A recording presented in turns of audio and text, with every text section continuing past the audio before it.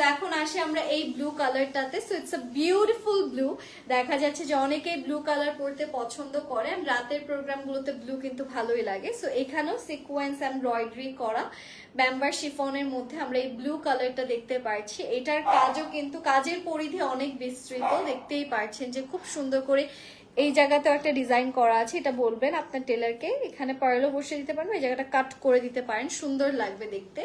আর এটা হচ্ছে এটার স্লিভস এর পোর্শন। তো আমি জানি অনেকে আছেন যারা ব্লু কালার দেখলে যাদের মাথা ঠিক থাকে না, আমিও তাদের মধ্যে একজন। I really like all the shades of blue, and আমার নামও যেহেতু নীলা, সো ব্লু এর জন্য আমার একটা আলাদা ভালোবাসা কাজ করে, এটা আমি সবসময় সব লাইভেই বলে আসি।